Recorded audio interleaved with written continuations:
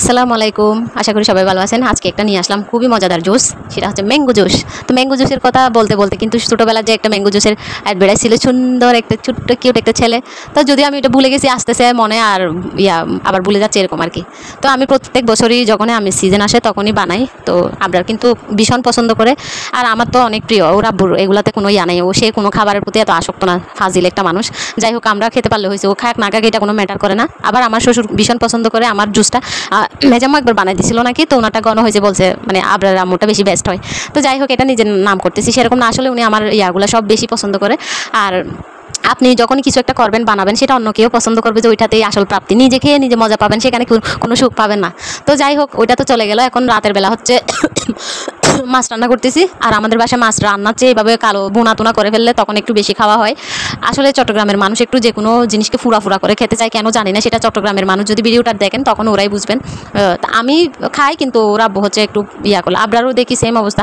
তো যদিও আমি আমার ছেলেকে ওইরকম বাজে অভ্যাসে পরিণত করি নাই, আমরা হয়তো মাসে একবার এরকম করি বা দুইবার, কিন্তু আমি অতিরিক্ত এগুলো করি না। পরে বাচ্চাদেরকে এটা টেস্ট ধরে ফেললে সে কিন্তু আরও কাঁচা মাছটা খাবে না। যাই হোক, মাছটা আমি পেঁয়াজ আগে দিই নাই, যেহেতু এটা কালাবুনার মতো করবো আর কি। বলতে পারেন এটা মাছের কালাবুনা, এইটাই বলা যায়। তো যাই হোক, পেঁয়াজটা এই জন্য লাস্টে দিব, কাঁচামরিচও দিব, একটু ঝাল ঝাল করে একদম ড্রাই করে ফেলবো। তো আমি গরুর উজুরিও রান্না করতেছি। গরুর উজুরি হচ্ছে ওদের জন্য গলায় ফেলতে হয়। তো আজকে বেশি উজুরি না বলে বট বলে আর কি। তো আমি ডেকচিতে বসাই দিছি। আর এটা হচ্ছে যেটা মোটা ছিল ওইটা খাওয়া হয়ে গেছে, তো এটা পাতলাটা বলে আমি চুট ডেকচিতে দিছি। মোটাটা হলে কিন্তু অবশ্যই আমি হয়তো প্রেশার কুকারে দিলে একটু হয়, আর না হয় কি বলে ননস্টিকের ডেকচিতে দিলে একটু ইজিলি হয়ে যায় আর কি। এমন না যে ওগুলো সারা হয় না, যাদের এসব নাই তারা কি রান্না করতেছে না। তো যাই হোক, আমার মাছটা হয়ে গেছে পুরা। এখন আমি পেঁয়াজটা দিছি আর কি। আমি এভাবেই করি, কিন্তু বিশ্বাস করেন আর নাই করেন সেটা আমার কিছু যায় আসে না, কিন্তু এভাবে মাছটা অসম্ভব মজা হয়। যেমন প্রত্যেকটা জিনিস কালাবো না যেরকম মজা পাবেন, এই মাছটা আরও বেশি দারুণ মজা হয়। তো যারা করতে জানে তাদের জন্য বলতেছি আর কি। সব কিছু মেখে একটা হালকা আঁচের মধ্যে বসাই দিবেন, দেখবেন যে আস্তে আস্তে পানিগুলো টেনে যখন তেলের মধ্যে চলে আসবে তখন এমনিতে এটা কালাবুনার মতো হয়ে যাবে। তো আমি চাইছিলাম এটা আরেকটা ফুটেজ না নিতে, বাট নিতে হয়েছে। আপনারা বিশ্বাস করবেন না এটা যে কীভাবে কালাবুনার মতো হয়ে যায় আর কি। তো এটা ডাল দিয়ে বা টমেটো টক দিয়ে অসম্ভব মজা লাগে। তো আর এদিকে আমি তো ইয়াটা করে ফেলতেছি।